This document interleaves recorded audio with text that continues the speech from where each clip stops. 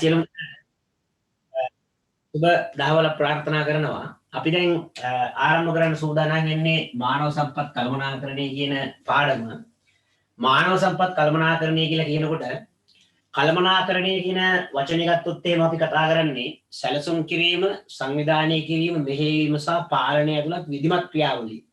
එතකොට ආයතනයේ සතු සම්පත් කාර්යක්ෂම සැලසුම් කිරීම, සංවිධානය කිරීම, මෙහෙයවීම, පාලනය නම් ආයතනයකට අපට හම්බ වෙනවා සම්පත් වර්ග රාශියක්. නේද? එකක් තමයි අපි කතා කරන මේ දැන් අද කතා කරන මානව සම්පත, භෞතික සම්පත්, ඊට පස්සේ මූල්‍ය සම්පත්, මානව සම්පත්, භෞතික සම්පත්, මූල්‍ය සම්පත්, තොරතුරු සම්පත් සහ කාලය. තොරතුරු සම්පත් සහ කාලය. මෙන්න මේ පාදින. මේ පහ ගත්තට පස්සේ මේ පහෙන් මෙන්න මේ හතරම ගත්තම අජීවී සාධක. පණ නැහැ. නේද? නමුත් මානව සම්පත ගත්තට පස්සේ සජීවී සාධකයක්.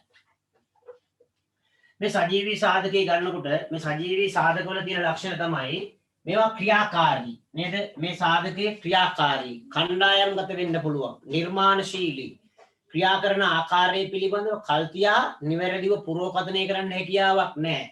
කණ්ඩායම්ගත වෙන්න පුළුවන්. නේද? ඊට පස්සේ මේ කට්ටියගේ ක්‍රියාකාරීත්වයේ තුලින් අනෙකුත් සම්පත් ක්‍රියාත්මක වෙනවා. ඒ කියන්නේ මෙන්න මේ භෞතික සම්පත්, මූල්‍ය සම්පත්, තොරතුරු, කාලය යනාදී සම්පත් සියල්ල හසුරුවනු ලබන්නේ මානව සම්පත මගින්. එම නිසා මානව සම්පත අතිශයින් වැදගත් සාධකයක් බවට පරිවර්තනය වෙනවා. එමෙන්ම අපි මතක තියාගන්න ඕන කාරණාව තමයි මේ මානව සම්පත් කළමනාකරණය කියන පාඩම ගත්තම අපි මෙච්චර වෙලා කතා කරපු මෙහෙයුම් කළමනාකරණය, අලෙවි කළමනාකරණය සහ මූල්‍ය කළමනාකරණය වැනි කළමනාකරන පාඩම් තරම් අමාරු නෑ, ගැඹුරු නෑ. සාමාන්‍ය සරල වශයෙන් දැනගන්න පුළුවන් කාරණා ටිකක් තමයි අපිට මෙතනදී හම්බ වෙන්නේ කතා කරන්න. රයිට්. එහෙමනම් අපි මේ පාඩම ඉතා ඉක්මනින් අවසන් කර ගැනීම තමයි අරමුණ. ඒක නිසා මේ මානව සම්පත් කළමනාකරණය කියන එක මානව සම්පත ආකර්ෂණය කර ගැනීමේ සිට විශ්‍රාම යෑමෙන් පසු කටයුතු දක්වා, හරිද? විශ්‍රාම වැටුප් ගෙවනු නම් ඒ දක්වා, හරිද? යනවා. ආරම්භය කියලා කියන්නේ ආයතනයේ තුලින් නෙමෙයි ආරම්භ වෙන්නේ, ආකර්ෂණය කර ගැනීමේ සිට. අපි බලමු කොහොමද මේ මානව සම්පත් කියන එක පිළිබඳව කොහොමද සාකච්ඡාව ඉස්සරහට යමු වෙන්නේ කියලා. right බලන්න දැන් ඉක්මනින් ඉවර කරන පාඩම, හරිද? උත්සාහ කරන උපරිමයෙන් මේ මාසය තුල පාඩම අවසන් කර ගැනීම උදෙසා සමහර විට පුළුවන් වෙයි, සමහර විට බැරි වෙන්න පුළුවන්. හරි. වැඩි අතවක ගායින්න අවශ්‍යතාවයක් නැහැ. right. දැන් මෙතනදී මතක තියාගන්න මානව සම්පත ගත්තම මෙතන අපේක්ෂා කරන්නේ දෙකයි කාරණා. මේ ඔයාලා දැන් ඉගෙන ගත්ත කට්ටිය ඉන්නවා. නමුත් මතක නැහැනේ. හරිද? ආයතනයේට ඉන්න මානව සම්පත, හරිද? එකක් තමයි යෝග්‍ය මානව සම්පතක් වෙන්න ඕන. හරිද? යෝග්‍ය වෙන්න ඕන. යෝග්‍ය කිව්වම ඒකේ අදහස් තමයි ප්‍රමාණාත්මක වෙන්නත් ඕනි, ගුණාත්මක වෙන්නත් ඕනි. යෝග්‍ය කියන එකේ අදහස. යෝග්‍ය කියන වචනේ තේරුම තමයි ප්‍රමාණාත්මක සහ ගුණාත්මක කියන එක. ඒ කියන්නේ දැන් ආයතනයේට සේවකයෝ අවශ්‍යයි නම් 100ක්. දැන් මොකක් හරි ගැටලුවක් තියෙනවද? නෑ රයිට්. ආයතනයේට සේවකයෝ 100ක් ඉන්නවා නම් 100ක් ඕන නම් ඒ 100 ඉන්න ඕන. තේරුණාද? දැන් උදාහරණයක් පාසලක පන්ති කාමර 100ක් තියෙන වෙලෙ ගමු. පන්ති කාමර 100 වැඩ කරන්න ගුරුවරු 100ක් අත්‍යවශ්‍යයි. එහෙනම් ප්‍රමාණාත්මකව ගුරුවරු 100ක් ඉන්න ඕන. පැහැදිලිද? ප්‍රමාණාත්මකව ගුරුවරු 100ක් ඉන්න ඕන. ඒ වගේම මේ යෝග්‍ය කියන එකේ අනිත් කෑල්ල තමයි ගුණාත්මක කියන කෑල්ල. ගුණාත්මක වෙන්නත් ඕන. ගුණාත්මක වෙනවා කියලා කියන්නේ අනිවාර්යයෙන්ම අදාළ මානව සම්පත තුල අදාළ කාර්ය ඉටු කිරීම සඳහා අවශ්‍ය කරන දැනුම, කුසලතා, ආකල්ප තියෙන්න ඕන. තේරුණානේ? දැනුම තියෙන්න ඕනි, කුසලතා තියෙන්න ඕනි, ආකල්ප තියෙන්න ඕන. සරලව තේරුම් ගන්න. දැනුම, කුසලතා, ආකල්ප. මෙන්න මේ තුනම තියෙනවා නම් ඔන්න යාට අපි කියන ගුණාත්මක මානව සම්පත. කොච්චර ප්‍රමාණාත්මක විදියට වැඩක් නැහැ උගන්නන්න බැරි නම්. තේරුණාද? ඒ කියන්නේ 100ක් නෙමෙයි ඊට වඩා. මෙතන ප්‍රමාණාත්මක කියලා කියන එකේ අදහස් තමයි අඩු වෙන්නත් බෑ, වැඩි වෙන්නත් බෑ, ප්‍රශස්ත වෙන්න ඕනේ කියන එක. තේරුණානේ? ප්‍රශස්ත වෙන්න ඕනේ. ඒ කියන්නේ 100ක් ඉන්න ඕනේ 110ක් විතර වැඩකුත් නැහැ. මතක තියාගන්න අවම පිළිවෙලක් කරගෙන මේක කරන්න යන්නේ. එහෙනම් 100ක් ඉන්නවද 99ක් විතර හරියන්නේ නැහැ. 100 ඉන්න ඕන. ඒ කියන්නේ යෝග්‍ය මට්ටම කියලා කියනකොට ප්‍රමාණාත්මක කියන එක දාන ප්‍රශස්ත කියන එක අදහස් වෙනවා. ඒ වගේම ගුණාත්මකයි කියනකොට ඒ සියලු දෙනාට දැනුම කුසලතා ආකල්ප පැවතිය යුතුයි. ඒ වගේම මේ යෝග්‍ය මානව සම්පත් උදාහරණයක් විදිහට දැන් හිතන්න දැන් මං උගන්වන පාසලේ ප්‍රමාණාත්මකව ගුරුවරු ඉන්නවා. හරිද? හරි ගානට ඉන්නවා. ඒකට දැනුම කුසලතා ආකල්ප වලිනුත් යුක්තයි. තේරුණාද? දැන් අපි බලාපොරොත්තු වෙන්නේ අපේ ආයතනය තුල ඉන්න මානව සම්පත උපරිමාන්දමින් කාර්යක්ෂමව සැලසුම් කරමින් සංවිධානය කරමින් මෙහෙමින් පාලනය කරන්න. මොකටද? අපේ ප්‍රකාශිත පරමාර්ථ හා අරමුණු සඵලදායීව ළඟා කර ගැනීම සඳහා. ප්‍රකාශිත පරමාර්ථ හා අරමුණු සඵලදායීව ළඟා කර ගැනීම සඳහා අදාළ මානව සම්පත සහ සෙසු සම්පත් කාර්යක්ෂමව මෙහෙයවීමට නම් අපිට දැන් අනිකුත් සාධක කාර්යක්ෂමව මෙහෙයවීම කිසි ප්‍රශ්නයක් නැහැ. අකමැත්තෙන් වුණත් වැඩ ගන්න හැකි. උදාහරණයක් විදිහට මම මේ පුටුව මගේ කාමරේ තියෙන පුටුව අරගෙන මම පුටුවේ ඉඳගෙන ඉන්න පැය 24ක්. පුටුව කෑ ගහන්නේ නැහැ නේ. අම්මෝ ඉන්න බෑ අප්පෝ අයින් වෙන්න. හරි අමාරුයි දෙයියනේ කියලා කෑ ගහන්නේ නැහැ පුටුව. ඉන්නවා. අකමැත්තෙන් වුණත් තියෙනවා. නමුත් මානව සම්පතෙන් වැඩක් ගන්නකොට අදාළ මානව සම්පතේම කාර්යය ඉටු කරනු ලබන්නේ ඔවුන් තෘප්තිමත් වුණොත් පමණයි. දැන් අලෙවිකරණයේදී අපි කතා කරා මතකද? සාකල්‍යවාදී අලෙවිකරණ සංකල්පය කියලා එකක්. සාකල්‍යවාදී අලෙවිකරණ සංකල්පය තුල අපි කතා කරා එකක් අභ්‍යන්තර අලෙවිකරණය කියලා. නේද? අභ්‍යන්තර අලෙවිකරණය. අභ්‍යන්තර අලෙවිකරණය කියන උපසංකල්පයේදී අපි සාකච්ඡා කළා අනිවාර්යයෙන්ම අදාළ මානව සම්පත තෘප්තිමත් කිරීමකින් තොරව ඔවුන්ගේ උපරිම දායකත්වය ලබාගත නොහැකි කියලා. එහෙනම් ඒක තමයි මෙතෙන්ටත් එන්නේ. මානව සම්පත තෘප්තිමත්ව තියන්න ඕන. තේරුණාද? එහෙනම් මේ යෝග්‍ය මානව සම්පත පවත්වාගෙන යන්නත් ඕන. අදාළ මානව සම්පත තෘප්තිමත්ව පවත්වාගෙන යන්නත් ඕන. තෘප්තිමත්ව. ඒකට තෘප්තිමත්ව පවත්වාගෙන යන එකත් මානව සම්පත් කළමනාකරණයේ ප්‍රධාන කාර්යයක්. තෘප්තිමත් කියන්නේ අභිප්‍රේරණීය වූ සේවකයා කියන එකයි. අභිප්‍රේරණීය වූ සේවකයා. මේක මතක තියාගන්න. අභිප්‍රේරණීය වූ සේවකයා කියන එකයි තෘප්තිමත් කියන්නේ. අභිප්‍රේරණීය වූ කියලා කියන්නේ ස්වකැමැත්තෙන් උපරිම දායකත්වය කියන එකයි. අභිප්‍රේරණය කියන වචනේ තේරුම මොකද්ද? ස්වකැමැත්තෙන් උපරිම දායකත්වය. හොඳේ? තමන්ගේ කැමැත්තෙන් උපරිම දායකත්වය දෙනවා කියන ස්වකැමැත්තෙන් උපරිම දායකත්වය. මොකටද? ආයතනෙට. මොකටද? ආයතනයේ ප්‍රකාශිත පරමාර්ථ අරමුණු ළඟා කර ගැනීම උදෙසා. right. ඔන්න අඩිය තමයි දැනගන්න ඕනේ. එහෙනම් ආයතනයක පරමාර්ථ අරමුණු බලාගන්න. ආයතනයක පරමාර්ථ අරමුණු. ආයතනයක පරමාර්ථ අරමුණු ළඟා සඵලදායීව ළඟා කර ගැනීම උදෙසා අවශ්‍ය කරන යෝග්‍ය හා තෘප්තිමත් මානව සම්පත අද්දවා ගැනීම සහ රඳවා ගැනීම. ඒ කියන්නේ මේ වැඩේදී මේ කට්ටිය පවත්වාගෙන යන්න නම් ආකර්ෂණය කරගන්න වෙනවා සහ ආකර්ෂණය කරගත්ත මානව සම්පත රඳවා ගන්න වෙනවා. නේද? රඳවා ගන්න වෙනවා. එහෙම නැත්නම් බෑනේ නේද? දැන් ගෑනු ළමෙක් වුණත් එහෙම තමයි. ආකර්ෂණය කරගන්න වෙනවා රඳවා ගන්න වෙනවා. නේ? ආකර්ෂණය රඳවා ගැනීම දෙකක්. එකක් ආකර්ෂණය දෙවෙනි එක රඳවා ගැනීම. දැන් ඔයාලා ආකර්ෂණය කරගන්න කොණ්ඩ පාට කරනවා නේද? කොල්ල තොල් පාට කරනවා නේ? ඒ වගේ දේවල් කරනෝනේ දැන් ඉන්න කට්ටිය. නේද? ඒ වගේ දේවල් කරනවා. එහෙනම් ආකර්ෂණය හා රඳවා ගැනීම. ආකර්ෂණයට කියනවා අද්දවා ගැනීම කියලා. හොඳේ? අද්දවා ගැනීම. ආකර්ෂණය. ඊට පස්සේ තියාගන්නවට කියනවා රඳවා ගැනීම. එහෙනම් වචන දෙක බලන්න. අද්දවා ගැනීම සහ රඳවා ගැනීම. මානව සම්පත් කළමනාකරණය. පැහැදිලිනේ?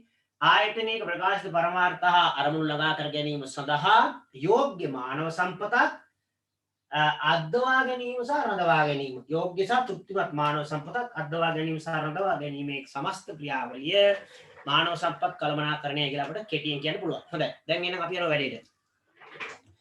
සංවිධානයක පරමාර්ථ ළඟා කර ගැනීම සඳහා වඩා යෝග්‍ය හා තෘප්තිමත් මානව සම්පත් ජනිත වන අයුරින් ආයතනයේ මානව සම්පත සඵලදායීව හා කාර්යක්ෂමව ලබා ගැනීම හා රඳවා ගැනීම සම්බන්ධ ක්‍රියාකාරකම් සමුදාය මානව සම්පත් කළමනාකරණය ලෙස හැඳින්විය හැකිය. සරලයිනේ? ආයතනයක ප්‍රකාශිත පරමාර්ථ අරමුණු සඵලදායීව ළඟා කර ගැනීම උදෙසා යෝග්‍ය හා තෘප්තිමත් මානව සම්පතක් අද්දවා ගැනීම හා රඳවා ගැනීම මානව සම්පත් කළමනාකරණයයි මේ තියෙන්නේ බෝඩ් එකේ නේද? හොඳට බලන්න. ආයතනයක පරමාර්ථ හා අරමුණු සඵලදායීව ළඟා කර ගැනීම උදෙසා යෝග්‍ය හා තෘප්තිමත් මානව සම්පතක් ආකර්ෂණය කර ගැනීම සහ රඳවා ගැනීමට අදාළ සමස්ත ක්‍රියාවලියට අපි කියන මානව සම්පත් කළමනාකරණය කියලා. හරි. එහෙනම් බලමු මේ මානව සම්පත් කළමනාකරණයේ පොදු පරමාර්ථය සුවිශේෂිතා තියන්න ඒ කතා කරමු අපි. යට බලන්න පිටුවේ සංවිධානයේ සාර්ථකත්වය සඳහා උපරිම දායකත්වයක් ලබා දෙන යෝග්‍ය හා තෘප්තිමත් ශ්‍රම හමුදාවක් ඇති කර ගැනීම හා රඳවා ගැනීම තමයි මානව සම්පත් කළමනාකරණයේ පොදු පරමාර්ථය වෙන්නේ. යෝග්‍ය මානව සම්පත. රයිට්. යෝග්‍ය මානව සම්පත කියන්නේ මොකද්ද? ප්‍රමාණාත්මක සහ ගුණාත්මක මානව සම්පත. හරිද? රයිට්. එහෙනම් ලියන්න යෝග්‍ය මානව සම්පත කියනකොට පළවෙනි රුලින් ලියන්න ප්‍රමාණාත්මක. ප්‍රමාණාත්මක. ප්‍රමාණාත්මක මානව සම්පත. පළවෙනි රුලින්. ප්‍රමාණාත්මක මානව සම්පත. එතන ප්‍රශස්ත කියලා වැඩිත් නැහැ අඩුත් නැහැ. ප්‍රමාණාත්මක මානව සම්පත. පළවෙනි රුලින් ලියන්න. ප්‍රමාණාත්මක මානව සම්පත. ප්‍රශස්ත. ඒ කියන්නේ වැඩිත් නැහැ අඩුත් නැහැ කියන එක ප්‍රශස්ත. දෙවෙනි රුලින් ලියන්න ගුණාත්මක. ගුණාත්මක. ගුණාත්මක. ඒක ලියන්නේ දැනුම කුසලතා ආකල්ප සහිත කියලා. දැනුම කුසලතා ආකල්ප සහිත කියලා ලියන්න. දැනුම කුසලතා ආකල්ප සහිත මානව සම්පත. ඊළඟට තෘප්තිමත් මානව සම්පත කියන්නේ මොකක්ද කියලා. තෘප්තිමත් මානව සම්පත. අභිප්‍රේරණය වූ මානව සම්පතයි. තෘප්තිමත් කියන එක ලියන්න. ඒකේ තියෙන තෘප්තිමත් මානව සම්පත කියන එක. අභිප්‍රේරණය වූ මානව සම්පතයි. අභිප්‍රේරණය වූ මානව සම්පතයි. අභිප්‍රේරණය වූ මානව සම්පතයි. දැන් ඒ රූල් දෙක ඉවරයිනේ නේද? එතනින් යටින් ලියගන්න සොකමැත්තෙන් උපරිම දායකත්වය ලබා දෙන මානව සම්පතයි. සොකමැත්තෙන් උපරිම දායකත්වය ලබා දෙන මානව සම්පතයි. සොකමැත්තෙන් උපරිම දායකත්වය ලබා දෙන මානව සම්පතයි. රයිට්. ඒක ඉවරයි. සොකමැත්තෙන් උපරිම දායකත්වය ලබා දෙන මානව සම්පතයි. හොඳයි. ඊට පස්සේ මානව සම්පතේ සුවිශේෂීතා. හරිද? ඒ කියන්නේ මානව සම්පත සහ අනිකුත් සම්පත අතර ගත්තම සුවිශේෂීතා වෙනස් සමාන්නේ විභාගයට එන විදිහටම තියෙන්නේ. ඒක නිසා මෙහෙමයි ඉන්නේ. භෞතික සම්පත්. භෞතික සම්පත්. හරිද? භෞතික සම්පත් කාලය, තොරතුරු, මූල්‍ය, වැනි සම්පත් එක පැත්තක තියෙනවා. අනිත් පැත්තේ මානව සම්පත තියෙනවා. එහෙනම් සුවිශේෂීතා කියලා කිව්වම මෙන්න මේ ටිකට වඩා වෙනස් වන ආකාරයක මෙයා ගාව තියෙන දේවල් මානව සම්පතේ තියෙන දේවල්. හොඳේ? දැන් එක සක්‍රීය හා ක්‍රියාකාරී වීම. මතක තියාගන්න ඕනේ තමම සක්‍රීය හා ක්‍රියාකාරී වීම. සක්‍රීය හා ක්‍රියාකාරී වීම. සක්‍රියයි ඒ වගේම ක්‍රියාකාරී.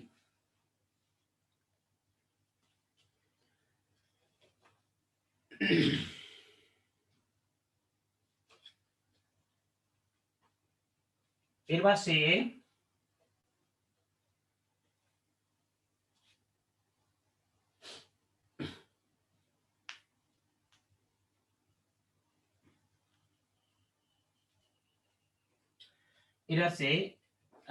පුද්ගලයාගෙන් පුද්ගලයාට චර්යාව වෙනස් වීම. පුද්ගලයාගෙන් පුද්ගලයාට චර්යාව වෙනස් වීම. මේක හරිම ලේසි පාඩමක්. හොඳේ? මේකේ ලකුණු ඔක්කොම ගන්න පුළුවන් ඔයාලට. මූල්‍ය කල්පනාකරණයත් එක්ක බැඳිලා ඉන්නේ හැබැයි ඈ ප්‍රශ්න ටික. ඒක නිසා පොඩ්ඩක් ඒකත් එක්ක බර කියලා ගන්න ඕන. පුද්ගලයාගෙන් පුද්ගලයාට චර්යාව වෙනස් වීම. ඊට පස්සේ හැසිරීම පුරෝකථනය කිරීම අපහසු වීම. පුරෝකථනය කිරීම අපහසු වීම.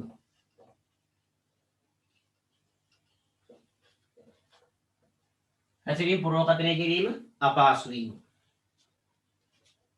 සිතීම, හැඟීම, ප්‍රතික්‍රියා දැක්වීම.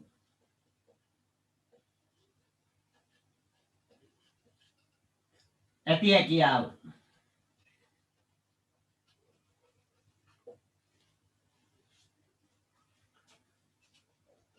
සංවිධානය වීමට ඇති හැකියාව.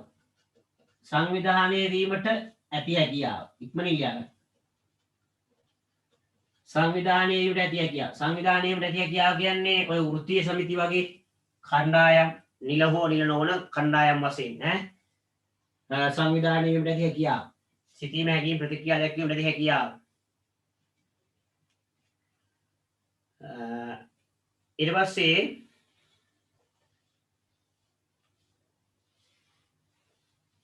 සෙසු සාධක සම්පත් සෙසු සාධක සම්පත් මෙහෙයවන සාධකයේ වීම නැත්නම් කළමනාකරණය කරන කියලා සෙසු සාධක සම්පත් කළමනාකරණය කරන සාධකයේ වීම.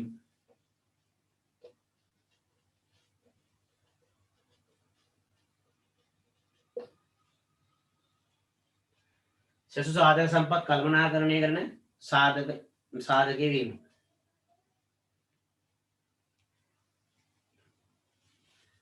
ඊට පස්සේ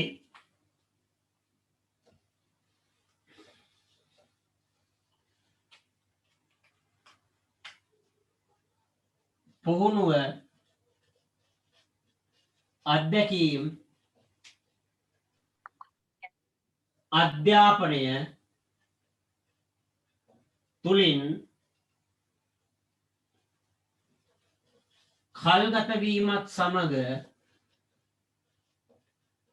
මානව සම්පතේ අගය වැඩිවීම. අගේ වැඩි එකයි කල්යනකොට පඩි වැඩි කරන්න. තේරුණාද? නැත්නම් එයා එතනින් අයින් වුණොත් එහෙම ලොකු ප්‍රශ්නයක්. අත්දැකීම් ලැබලා නේද? එයා අයින් වෙන එක ආයතනයේ පාඩුයි. දැන් මේවා තමයි මානව සම්පතේ තියෙන සුවිශේෂී ලක්ෂණ. ඊළඟට මානව සම්පත් කළමනාකරණයේ අරමුණු වෙත. හරිද? මානව සම්පත් කළමනාකරණය කරන්නේ ඇයි? නේද? විවිධ අරමුණු තියෙනවා. හරි. එහෙනම් හැමතිස්සෙම මතක තියාගන්න කළමනාකරණය කියන්නේ සැලසුම් කිරීම සංවිධානයේ මෙහෙයවීම සහ පාලනය තුළ විධිමත් ක්‍රියාවලිය ඒ කුමක් උදෙසාද අදාළ ආයතනයේ ප්‍රකාශ පරමාර්ථ අරමුණු සඵලදායීව ළඟා කර ගැනීම උදෙසා. එහෙනම් සඵලදායීව ළඟා කර ගැනීමට කියන කාරණාවට යනකොට සාර්ථක ප්‍රතිඵලයක් ලැබෙන්න ඕන. කාර්යක්ෂමතාවය කියලා කියන්නේ අවම සම්පත් ප්‍රමාණයකින් උපරිම ප්‍රතිඵලයක් ලැබෙන්න ඕන. ඵලදායීතාවය කියලා කියන්නේ මොකද්ද? යෙදවුම් හා නිමැවුම් අතර පවතින ප්‍රමාණාත්මක සම්බන්ධතාවය. එහෙනම් මානව සම්පත් කළමනාකරණය තුළින් අපේක්ෂා කරනවා ආයතනය තුළ ඉන්න මානව සම්පතෙන් උපරිම දායකත්වයක් ආයතනය ලබා ගන්න. උපරිම දායකත්වයක් ලබා ගන්නවා කියලා කියන්නේ ඵලදායීතාවය ඉහළ යනවා කියන එක. ඒ කියන්නේ එක් සේවකයෙක් විසින් සම්පාදනය කරන සේවාව තුළින් නිෂ්පාදනය කරන ඒකක ප්‍රමාණය වැඩි වෙනවා නම් අපි කියනවා මානව සම්පතේ ඵලදායීතාවය වැඩි කියලා. උදාහරණයක් දැන් මම ගත්තම මට දැන් මානව සම්පත් කළමනාකරණයේ සිතයන් තියෙනවනේ. ඕකේ එක තැනක් තියෙනවා පුහුණු කරන්න ඕනේ කියලා. හරිද? දැන් මම පුහුණු කරනවා කියලා කියන්නේ ඒක මානව සම්පත් කළමනාකරණයේ කාර්යයක්. ඒකට දැන් මානව සම්පත් කළමනාකරණයේ හරියට නොකරනවා නම් මම පුහුණු කරන්නේ නැහැ. මගේ දුක් ගැනවිලි විසඳන්නේ නැහැ. මම නිවැරදිව අනුස්ථාපනය කරන්නේ නැහැ. නිවැරදිව මාව තෝරගන්නේ නැහැ. නිවැරදි කෙනා ආකර්ෂණය කරගන්නේ නැහැ. නේද? වේතන කළමනාකරණයක් කරලා අදාළ මානව සම්පත ආයතනය තුළ රඳවා ගැනීමට අදාළ කටයුතු සිදු කරන්නේ නැහැ. වෘත්තීය අපි කතා කරන කාර්මික සම්බන්ධතා යහපත් අන්දමින් පවත්වාගෙන යන්නේ නැහැ. එහෙම වුණාම වෙන්නේ මොකද්ද? ආයතනයේ සේවකයා තෘප්තිමත් නැහැ. එතකොට ආයතනයට අවශ්‍ය කරන ප්‍රමාණාත්මක දායකත්වය ආයතනයට ලැබෙන්නේ නැහැ සේවකයාගෙන්. එහෙනම් මානව සම්පත් කළමනාකරණයේ පළවෙනි අරමුණ තමයි මානව සම්පතේ ඵලදායීතාවය වැඩි කිරීම. හරිද? ලියා ගන්න. මානව සම්පතේ ඵලදායීතාවය වැඩි කිරීම. ඵලදායීතාවය වැඩි කිරීම. ඵලදායීතාවය වැඩි කිරීම. එකක්. මානව සම්පතේ ඵලදායීතාවය වැඩි කිරීම.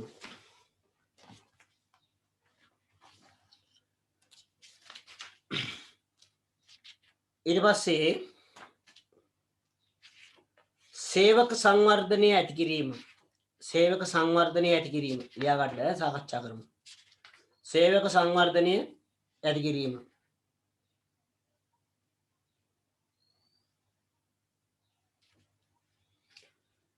සංවර්ධනය කරනවා කියලා කියන්නේ රටක් වුණා සංවර්ධනය කරනවා කියන්නේ ජීවන රටේ මහ ජනතාවගේ ජීවන තත්ත්වය ඉහළ යන තත්ත්වයක් අපි කියනනේ සංවර්ධනය කියලා නේද? සංවර්ධනය. එතකොට වෘත්තීය සංවර්ධනයක් කියලා කියන්නේ වෘත්තීය සංවර්ධනය තුල අපි කතා කරන ඉස්සර රැකියා නිර්මාණයේදී සියස් පැටවුම තිරස් පැටවුම ආදී වශයෙන් අපි කතා කරනවා. දැන් මේ වෘත්තීය සංවර්ධනයක් ලැබෙන්න නම් සේවකයාට උසස් වීම ලැබෙන්න ඕන. සේවකයාට වගකීම් බලතල ප්‍රමාණය වැඩි වෙන්න ඕන. නේද? ඔහුට ලැබෙන මූල්‍යමය ප්‍රතිලාභ වැඩි වෙන්න ඕන. මූල්‍යමය නොවන ප්‍රතිලාභ වැඩි වෙන්න ඕන. ඔහුට තියෙන පිළිගැනීම වැඩි වෙන්න ඕන. මේ ටික කරගන්න නම් ඔහුට අත්දැකීම් ලැබෙන්න ඕන. නේද? ඔහුගේ දැනුම කුසලතා ආකල්ප වැඩි වෙන්න ඕන. ඊට පස්සේ ඔහුගේ මානව සම්පතේ අගය වැඩි වෙන්න ඕන. එහෙනම් මානව සම්පත් කළමනාකරණය වලින් අපේක්ෂා කරනවා සේවාදායක සංවර්ධනයක්. ඒ කියන්නේ සේවක සංවර්ධනයක්. හරිද? සේවක සංවර්ධනයක් තුලින් අපේක්ෂා කරන්නේ සේවකයාගේ දැනුම කුසලතා ආකල්ප දියුණු කරලා සේවකයාට අවශ්‍ය කරන බලතල වගකීම් මූල්‍යම සහ මූල්‍යම නොවන ප්‍රතිලාභ වැඩිපුර සේවකයාට අත්පත් කරලා දීලා සේවකයාගේ පිළිගැනීම වැඩි කරලා සේවකයා උසස් කරන එක තමයි සේවාදායක සංවර්ධනයක් කියලා කතා කරන්නේ. අපි ඉස්සරහට කතා කරනවා සේවාදායක සංවර්ධනයක් ඇති කිරීම. සේවාදායක සංවර්ධනයක් ඇති කිරීම. ඔන්න තව ප්‍රධාන අරමුණක්. ඊළඟ ලියන්න රැකියා ජීවිතයේ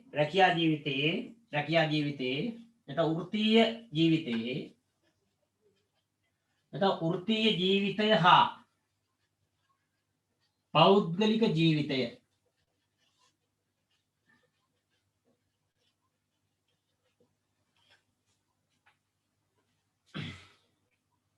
සමබර කිරීම. මොකද අපි පෞද්ගලික ජීවිතය තුළ තියෙන ගැටලු දුක් ගැනවිලි නේද? ඒක පෞද්ගලිකයක් වෙන්න පුළුවන්, වෘත්තිමයක් වෙන්නත් පුළුවන්. ඒ මොනවා වුණත් ඒවා විසඳීම සඳහා මැදිහත් වෙනවා. තේරුණාද? ඒවා සමබර කරන එක. සමබර කිරීම. ඊළඟ ලියන්න රැකියා ජීවිතයේ ගුණාත්මක භාවය ඉහළ නැංවීම. රැකියා ජීවිතයේ ගුණාත්මක භාවය ඉහළ නැංවීම.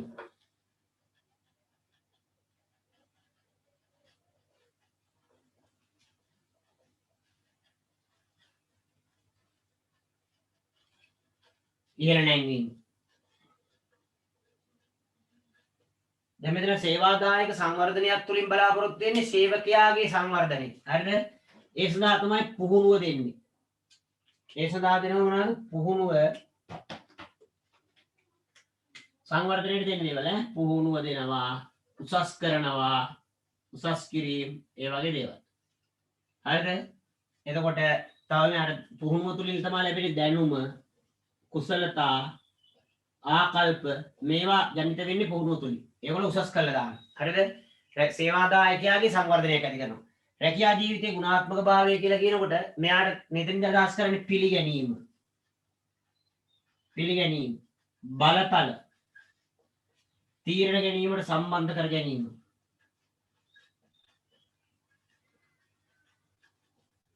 අර කතාවට කියන මම ඉතින් අවලංකාශයක් වගේ ආයතනයේ අවලංකාශයක් නොවන ආකාරයට වැඩ කටයුතු කරන එක තමයි මෙතනින් අපේක්ෂා කරන්නේ. right? ඊට පස්සේ ඊගාව කාරණාව ගනුදෙනුකරුවන්ට සේවා සැපයීමට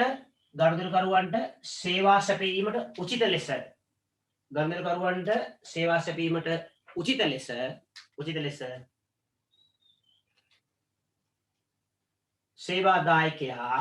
සේවාදායකයා අනුකූල කිරීම. සේවාදායක කියන්නේ සේවයේ දායක කරන සේවකයා නේ.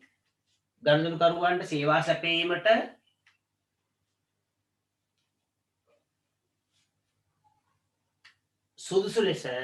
සුදුසු ලෙස සේවාදායකයා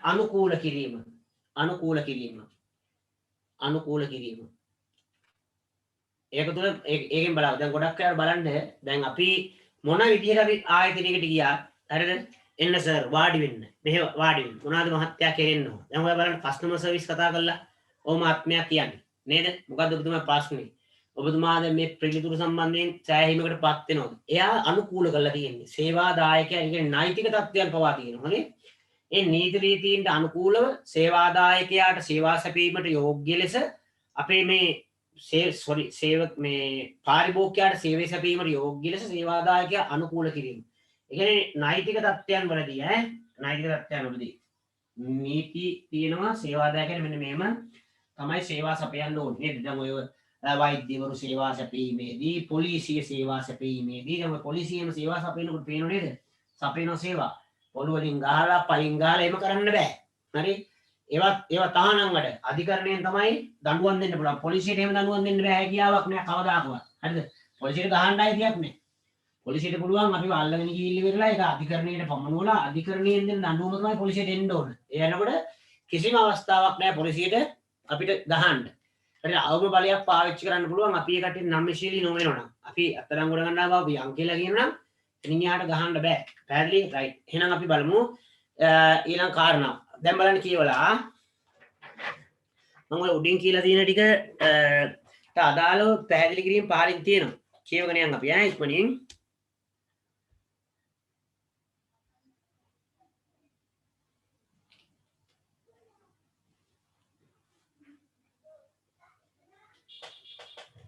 හොඳයි හරි පුතේ බලන්න ගනුදෙනුකරුවන් විසින් සේවකයන් සම්බන්ධ දක්වා ඇති නියමයන්ට අනුකූල වීම කියන එකයි කිව්වේ මම.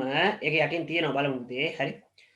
සේවක ඵලදායීතාවය වර්ධනය කිරීම. ඔන්න බලන්න සේවක නිමැවුම හා සේවක යෙදවීම අතර සම්බන්ධතාවයේදී සේවක නිමැවුම ඉහළ මට්ටමකට ගෙනීම මේ අදහසයි. ඒ කියන්නේ කෙලින්ම සේවක ඵලදායීතාවය කියලා කියනොත් නිමැවුම. දැන් ආයතනයේ තිබ්බනම් අපි හිතමු අපි බ්ලොග් ගල් හදන ආයතනයක් නම් බ්ලොග් ගල් හදනකොට ආයතනේ හදලා තියෙන බ්ලොග් ගල් දැනට 100යි නම් බ්ලොග් ගල් 100ක් හදලා තියෙනවා නම් එතකොට ආයතනයේ ඉඳලා තියෙන සේවකයෝ 10 දෙනෙක් ඵලදායීතාවය 10යි. හරිද? ඵලදායීතාවය 10යි. ඒ කියන්නේ නිමැවුම 100යි. ගඩොල් 100යි. සේවකයෝ 10 දෙනෙක් හිටියා. එක් අපි හිතමු 20ක් කියලා 20ක් කියලා. එතකොට 5ක් කියලා උත්තරයක් එනවා. මේ 5 තමයි ඵලදායීතාවය. ඒ කියන්නේ එක සේවකයෙක් විසින් හොඳට අහගන්න එක සේවකයෙක් විසින් ආයතනයේ ලබාගත්තා වූ අවසාන ඵලයට දායක වී ඇත්තේ කොපමණද? ඵලය සඳහා දායක වී ඇත්තේ කෙසේද? ඵල දායකත්වය. නේද? එහෙනම් ඵලදායීතාවය කියලා කියන්නේ ඒක තමයි. ඵලදායීතාවය. අවසාන ඵලයට දායක වී ඇත්තේ මේ සේවකයා ගඩොල් 5ක් නිෂ්පාදනය කිරීමෙන්. ඵලදායීතාවය වැඩි කරනවා කියලා කියන්නේ මේ එක සේවකයෙක් ආයතනයේ ඵලයට දායක ප්‍රමාණය වැඩි කරන්න ඕන. අපි හිතමු මොහුගේ ඵලදායීතාවය 8කට ගෙනාවා කියලා. ඒ කියන්නේ ඵලදායීතාවය 8කට ගෙන ඒමට නම් අප විසින් කළ යුත්තේ මෙතන උත්තරේ නම් 8 කියලා එන්න එපැයි. 8 කියලා එන්න ඕන. එතකොට ඉන්න සේවකයෝ සංඛ්‍යාව කොහොමත් 20යිනේ. එහෙනම් 8 කියන උත්තරේ නම් මෙතන 160 තියෙන්න එපැයි. 160 තිබ්බොතින් 8 එනවා.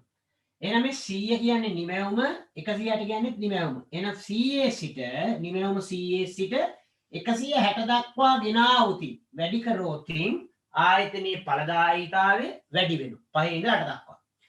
එතකොට 100 ඉඳලා 160 දක්වා මේ ප්‍රතිඵලයේ ගඩොල් හදපු එක වැඩි කරගන්න නම් මොකද්ද මොහුට කරන්න ඕනි කියන එක. මොහු කරන්න ඕනි මොහුට පුහුණු කරන්න ඕන මොහු. බලන්න පුහුණු කළ යුතුයි. හරිද? මෙයාගේ දැනුම කුසලතා ආකල්ප වැඩි කරන්න ඕන. නේද? දැනුම කුසලතා ආකල්ප වැඩි කරන්න ඕන. ඒ වගේම මේ බඳවා ගන්න සේවකයෝ ආයතන බඳවාගත්ත මේ සේවකයෝ 20 දෙනා යෝග්‍ය සේවකයෝ වෙන්න ඕනේ. නේද? ඒ කියන්නේ ගුණාත්මක භාවය තියෙන්න ඕනේ යාළගේ. ශක්තිමත් භාවය තියෙන්න ඕනේ. එතකොට අපිට මේ ගඩොල් හදන වැඩේට හරියට 20ක් ඕන නම් 20ම ඉන්න ඕන. තේරුණාද? යෝග්‍ය වෙන්න ඕනේ.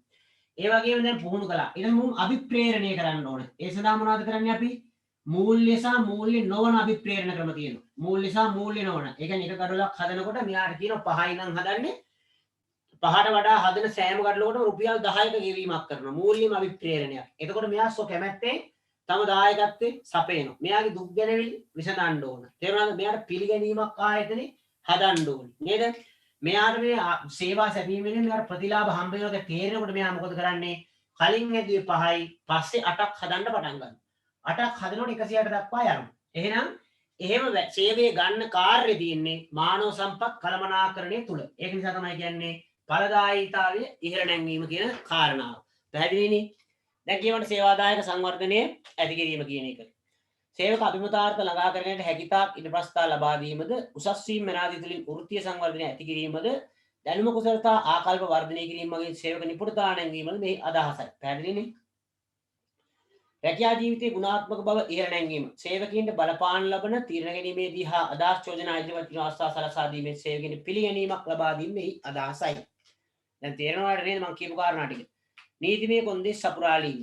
හරිද? ඒ කියන්නේ ඒක ලියලා නැහැ නේද උඩින් ලියා ගන්න එක. අරමුණ. සේවක පරිපාලනට අදාළව රජය මගින් පනවා ඇති නීති රීති වලට අනුකූලව මානව සම්පත උපයෝජනය කිරීම. විවිධ අනපනක් තියෙනවා. මේවා අපි කතා කරමු ඉස්සරහට. සාප්පුවා කාර්යාල සේවක පනත කාර්මික ආරවුල් වෘත්තීය සමිති පාරිතෝෂික ගෙවීම. ගනුදෙනුකරුවන් විසින් සේවකයන් සම්බන්ධව දක්වා ඇති නියමයන්ට අනුකූල වීම. ඒ කියන්නේ මානව සම්පත් කළමනාකරණ කාර්යයන්හිදී ගනුදෙනුකරුවන් විසින් සිදු කරනු ලබන ඉල්ලීම් කෙරෙහි අවධානය යොමු කළ යුතු බව මෙහි අදහසයි. ඒ කියන්නේ දැන් අපි අලෙවිකරණය කියන එක කතා කරනකොට අලෙවි කළමනාකරණයේදී කිව්වා අලෙවි කළමනාකරණය යනු පාරිභෝගිකයාගෙන් ආරම්භ වී පාරිභෝගිකයාගෙන් අවසන් වන ක්‍රියාකාරකමක් කියලා. දැන් මේ මානව සම්පත කළමනාකරණය කියන තැනට එනකොට දැන් අලෙවිකරණය වුණත් අවසානයේට දැන් ආවේ අපි සාකල්‍යවාදී අලෙවිකරණ ප්‍රවේශයටනේ නේද? පරිපූර්ණතා අලෙවිකරණය කියලා කිව්වා. ඒ කියන්නේ පරිපූර්ණ විසඳුමක් දුන්නා පාරිභෝගිකයාට. එහිදී අභ්‍යන්තර අලෙවිකරණය පිළිබඳ අවධානය යොමු කරා කියලා මම ඉස්සෙල්ලත් කිව්වා. අභ්‍යන්තර අලෙවිකරණය කෙරෙහි අවධානය යොමු කරා කියලා කියන්නේ පාරිභෝගිකයාගේ අවශ්‍යතා හා උවමනා ඉටු කිරීම කේන්ද්‍ර කරගෙන වැඩ කටයුතු කරන විට ආයතනයේ මානව සම්පත තෘප්තිමත් කළ යුතුයි කියන එක. පැහැදිලිනේ? එහෙනම් මෙතනදී මොකද්ද මේ කියන්නේ?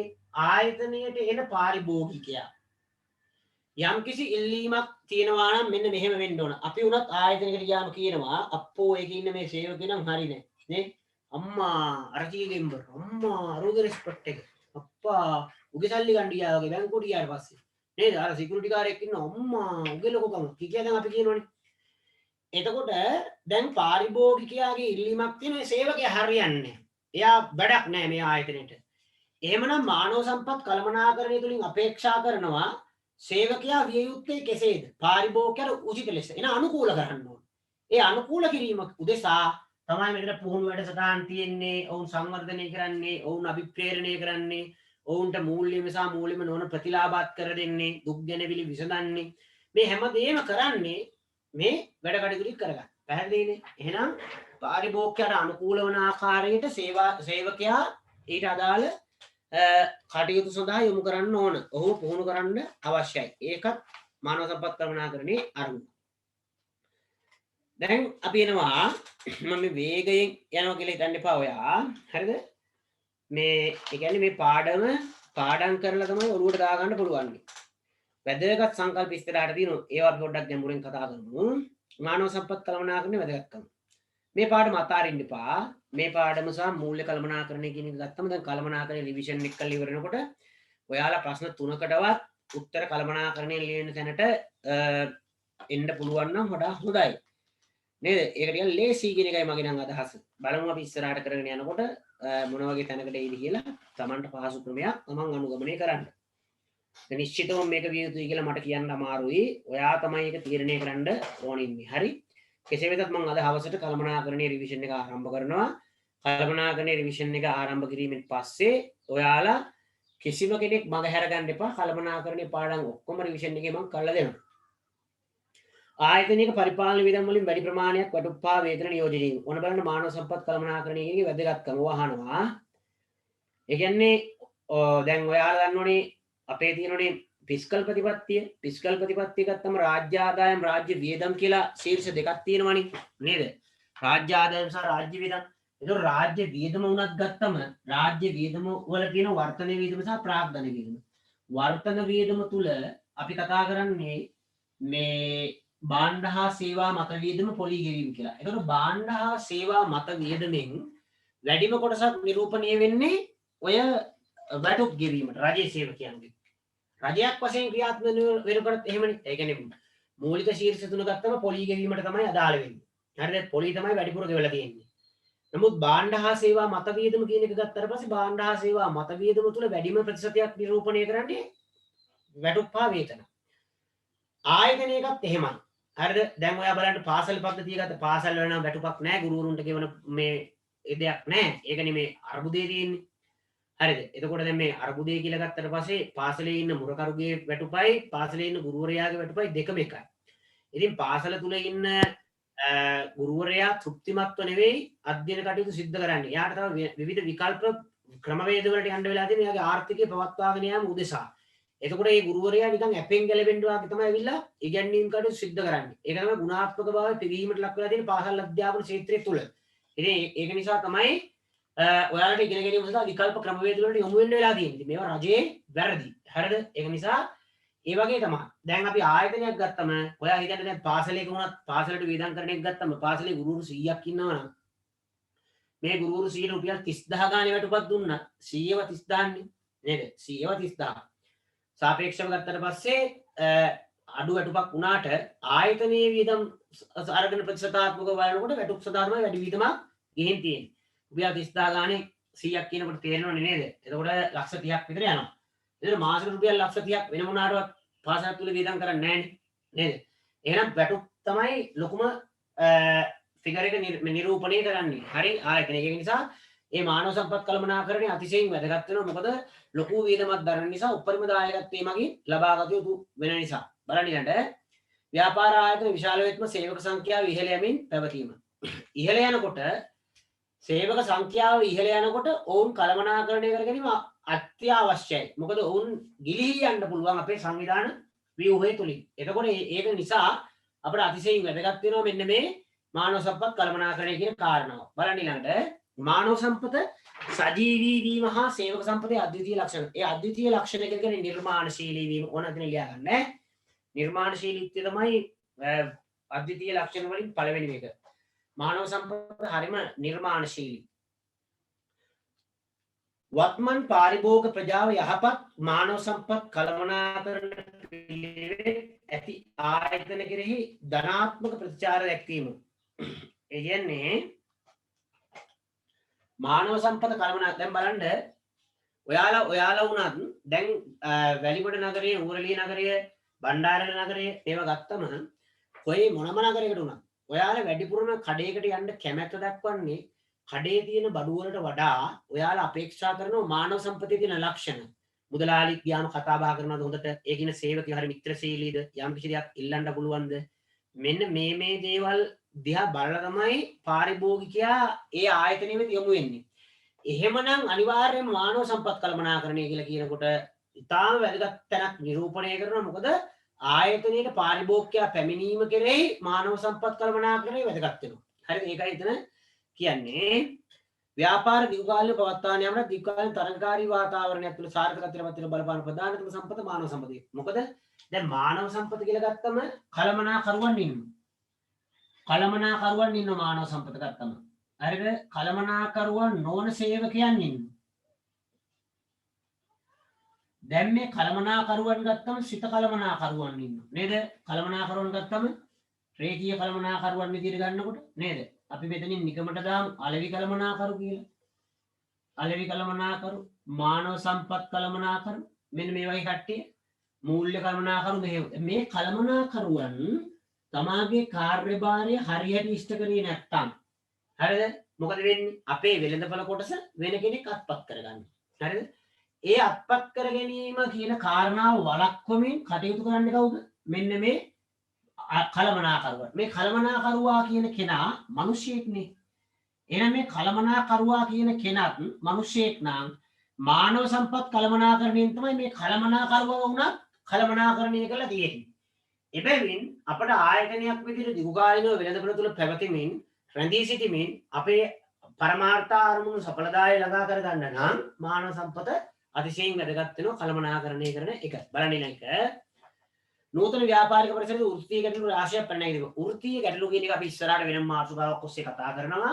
වෘත්තීය සම්බන්ධතාවයක් කියලා කියන්නේ සේවකයා සහ සේව්‍යා අතර ඇතිවන්නා වූ වෘත්තීය බැඳීම. රාජකාරී බැඳීම. ඒක පෞද්ගලික බැඳීමක් එහෙම නෙමෙයි. නේද? සේව්‍යා හා සේවකයා අතර පවතින වෘත්තීය බැඳීම. දැන් මම මගෙත් එක්ක දැන් ගත්තා විදුහල්පති සහ ගුරුවරයා කියලා ගත්තම ඒ අපි දෙන්න අතර ඇති වෙනවා වෘත්තීය සම්බන්ධතාවයක්. නේද? එයා ලොක්කා මං සොක්කා කියලා. හරිද?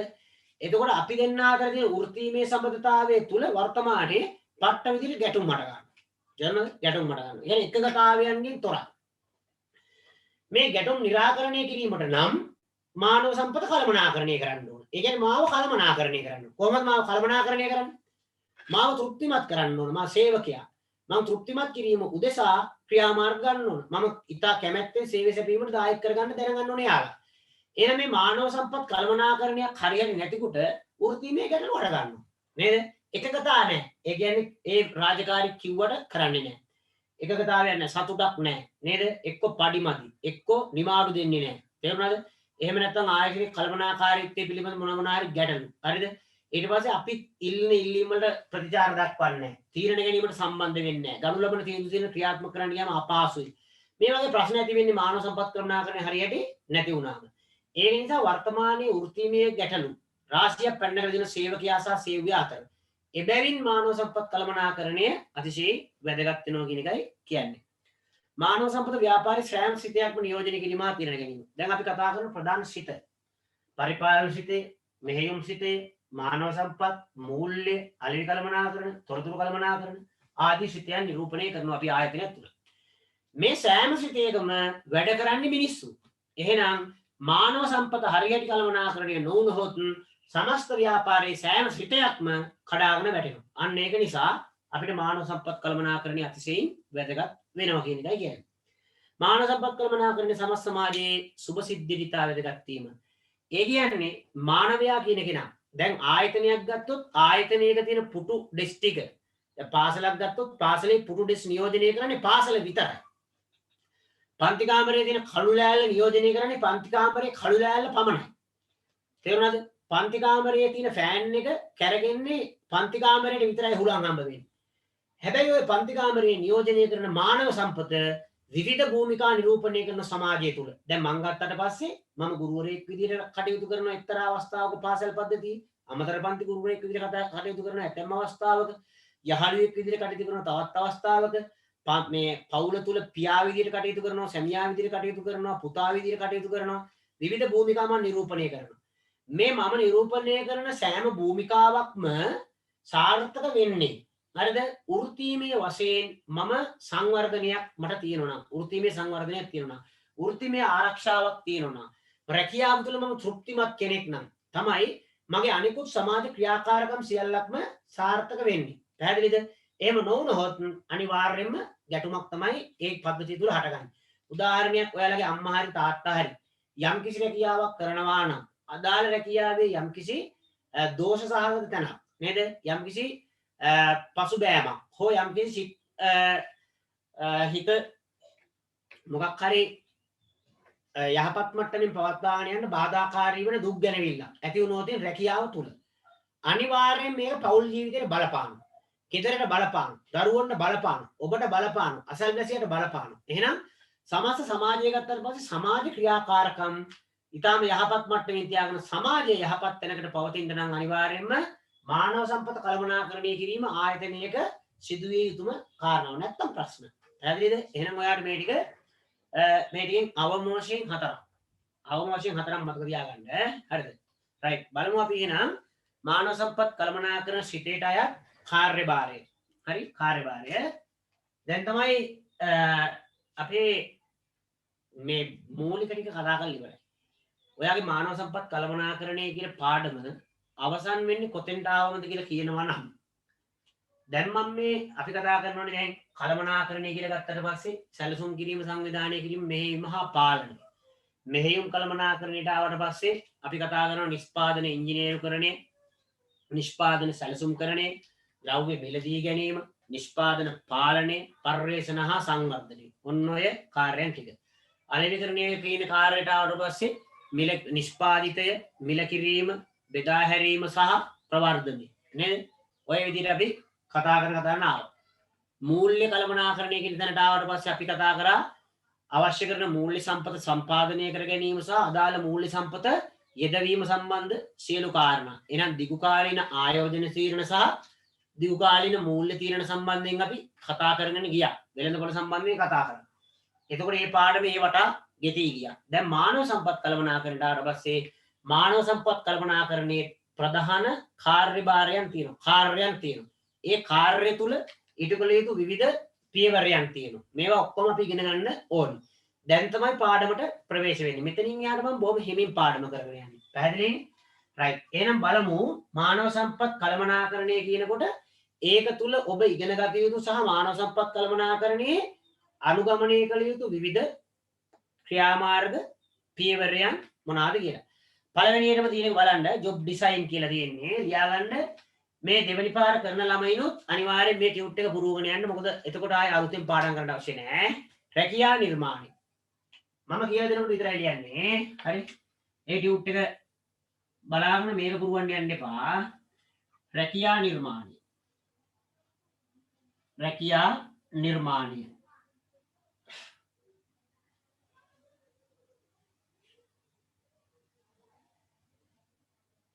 රැකියාවක් ගත්තට පස්සේ චුට්ටක් ඉන්න පුතේ හොමින්ද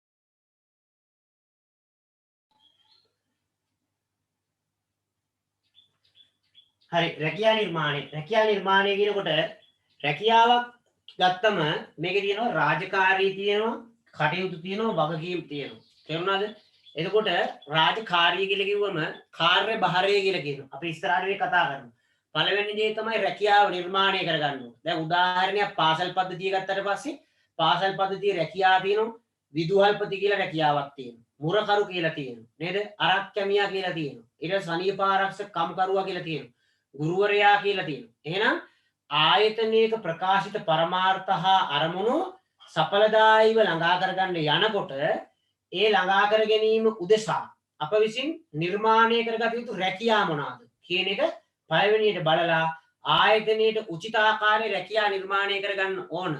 ඒ රැකියා ගත්තට පස්සේ අපි ප්‍රමාණාත්මකව රැකියා නිර්මාණය කරගත්තේ නැත්නම් එක රැකියාවකට අදාළ කාර්යභාරය වැඩි වෙනවා. උදාහරණයක් විදිහට අපි හිතමු දැන් අපි පාසලක් තුල කළමනාකරන සහකාරක රැකියාවක් නිර්මාණය කරේ නැතිකොට වෙන්නේ අපේ ගුරුවරයාටම සිද්ධ වෙනවා කළමනාකරන සහකාරකරයා විසින් කළ යුතු කාර්යභාරය ඉටු කරන්න. විදුහල්පති කෙනෙක් ගත්තට පස්සේ විදුහල්පති සහකාර විදුහල්පතිවරු හෝ නියෝජ්‍ය විදුහල්පතිවරු පත් කරගන්නේ නැතුන් ඉන්නකොට ඒ කට්ටියගේ කාර්යභාරය ඉටු කරන්න වෙනවා විදුහල්පතිවරයාට. එතකොට මොකද්ද වෙන්නේ? තමාට වෙන වර්ක් ලෝඩ් එක නැත්නම් කාර්යභාරය වැඩි වෙනකොට ඒ අදාළ කාර්ය සාර්ථකව ඉටු කරගන්න බැරුව යනවා. එම නිසා යෝග්‍ය අන්දමින් රැකියා නිර්මාණය කරගන්න ඕන. පැහැදිලිද? අදාළ රැකියාව තුල ප්‍රමාණාත්මකව සහ ගුණාත්මකව ඉටු කිරීමට අවශ්‍ය කරන රාජකාරී කටයුතු වගකීම් ආදිය සමන්විත වෙන්න ඕන. එහෙනම් එක ජොබ් ඩිසයින් රැකියා නිර්මාණය කරගන්න එක. පළවෙනියට මොන දැන් ඔයාලට තේරෙනවා එහෙනම් මම මෙතනින් නිකමට ලියන්නම් ඔය විදුහල්පති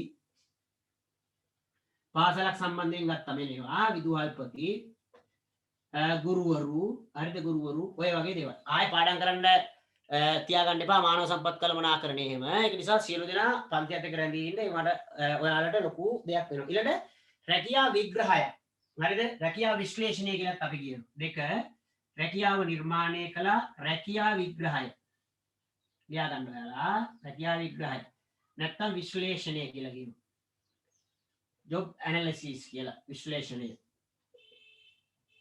එතකොට රැකියා විශ්ලේෂණයකට එනකොට රැකියා විශ්ලේෂණය තුල අපි ඉස්සරහට කතා කරනවා රැකියාවක් ඉටු කරන්න නම් ඒ රැකියාවට අවශ්‍ය කරන දේවල් සහ රැකියාව ලබා ගැනීමට අපට අවශ්‍ය කරන දේවල් තියෙනවා. රැකියාව විස්තරයක් කියලා කිව්වම රැකියාව කරනකොට කීයටද වැඩට එන්න ඕනි මොනවද කරන්න තියෙන්නේ හරිද මොනවාද කාර්යභාරය කීයටද ඕෆ් වෙන්නේ පැය කීයක් වැඩ කරනවද කොහෙද වැඩ කරන්න ඕනි මොනවද කරන්න ඕනි කාටද වග කියන්න ඕනි ආදී වශයෙන් රැකියාව පිළිබඳ විස්තර හරිද දක්වලා දෙනවා නම් අපි කියනවා රැකියා විස්තරයක් කියලා. ඒ වගේම රැකියා පිරිවිතරයක්. පිරිවිතරයක් කියලා කිව්වට පස්සේ ඒ පිරිවිතරය තුල කතා කරන්නේ අදාළ රැකියාව ලබා ගැනීම සඳහා තියෙන්න ඕනි දේවල්. හරි? ඒ කියන්නේ උදාහරණයක් ගුරුවරයෙක් වෙන්න නම් උපාධියක් තියෙන්න ඕන. තේරුණාද? කියන්නේ ගුරුවරයෙක් වෙන්න උපාධියක් තියෙන්න ඕනේ. උසස් පෙළේ උගන්වන ගුරුවරයෙක් වෙන්න උපාධියක් තියෙන්න ඕන. හරිද? ඊට පස්සේ දැන් උසස් පෙළින් පල්ලයට සාමාන්‍ය පෙළ මට්ටමේ උගන්වනවා නම් එයාට රජයේ පිළිගත් විද්‍යාපීඨයකින් එයාට ලබා දීලා තියෙන්න ඕන ඩිප්ලෝමාවක්, ගුරු ඩිප්ලෝමාවක්. ඒ දෙක නැත්තම් රාජ්‍ය පාසල් තුල ඉගැන්වීම් කටයුතු සිදු කරන්න හැකියාවක් නැහැ කාටවත්. පැහැදිලිද? එහෙනම් ඒවා තමයි සුදුසුකම්. ඒ සුදුසුකම් දක්වමින් සහ ඉෂ්ට කළ යුතු ඉටු කළ යුතු කාර්යයන් දක්වමින් අපට දෙනවා හැකියා පිරිවිතරයක් සහ විස්තරයක්. මේ විස්තරය සහ පිරිවිතරය සකස් කරන්න යනකොට මේ රැකියාවක කරන්න දෙන කාර්යභාරය මොනවද? ඒ සියල්ලක්ම එකින් එකට විශ්ලේෂණය කරන්න ඕන. එහෙනම් මේ විශ්ලේෂණය කරන ක්‍රියාවලියට අපි කියනවා රැකියා විග්‍රහය නැත්නම් රැකියා විශ්ලේෂණය කියලා. ඊළඟට එනවා අපි මානව සම්පත් සැලසුම් කරන්නේ. මේවා ගැන ගැඹුරින් කතා කරලා ඉවර නම් පාඩම් ඉවර වෙන්නේ.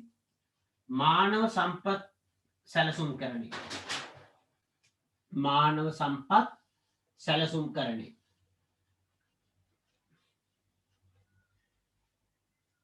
සැලසුම් කරණය කියන එක මම ඔයාලට කලින් කියලා දීලා දිනවා. සැලසුම් කරණය කියලා කියන්නේ වර්තමානයේ ඉඳන් අනාගතයේ උදෙසා නේද?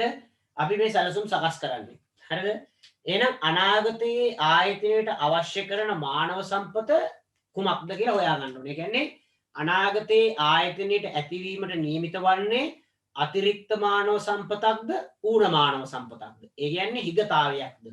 සේවකයෝ වැඩි වෙන්න නියමිතයිද? සේවකයෝ අඩු වෙන්න නියමිතයිද? ඒ අදාළ හිගතාවයේ හෝ අතිරික්තතාවය හඳුනාගෙන එය ඉවත් කරමින් ප්‍රශස්ත මානව සම්පතක් ඇති කර ගැනීම උදෙසා ගනු ලබන සමස්ත ක්‍රියාමාර්ග සමූහය තුළ සමූහය අපි කතා කරන්නේ මානව සම්පත් සැලසුම් කරණය ඇතුළේ. එතකොට ඒකෙදී අපි බලන්න ඕන අනාගතයේ කොහොමද මානව සම්පතක් ඇති වෙනවද? ඊට පස්සේ ඒ කට්ටිය කොහොමද අපි හිගතාවයක් තියෙනවා නම් ඒ හිගතාවයට ගත යුතු පිළියම් මොනවද? අතිරික්තතාවයක් තියෙනවා නම් අතිරික්තතාවය ඉවත් කර ගැනීම සඳහා ගනු ලබන ක්‍රියාමාර්ග මොනවද? ආදී වශයෙන් අපි විග්‍රහ කරනවා. හරිද? ඒ විග්‍රහ කරාට පස්සේ අපිට තීරණය කරන්න පුළුවන් මානව සම්පත අපි හිතමු අපිට දැන් ආවේ හිගතාවයක්. අනාගතයේ මානව සම්පත අපට ආයතනයට අවශ්‍ය වෙනවා. අවශ්‍යයි නම් ඉස්සෙල්ලා කරන්න ඕන ආකර්ෂණය කරගන්න ඕන. තේරුණානේ? මේ පිළිවෙලට මතක තියාගන්න. ආකර්ෂණය. අවුරුත් කලබලයට ලියන්න යන්න එපා. ඉංග්‍රීසි වචන කියවලා ඉංග්‍රීසි සිංහලට පරිවර්තනය කරන එකයි විෂයක් ඉගෙන ගන්නවා කියන එකයි දෙකක්. හරි? ඒක නිසා පටපට ගාලා ලියලි වෙලා මේකෙන් ලොග් අවුට් වෙන්න එපා. හරි? ආකර්ෂණය.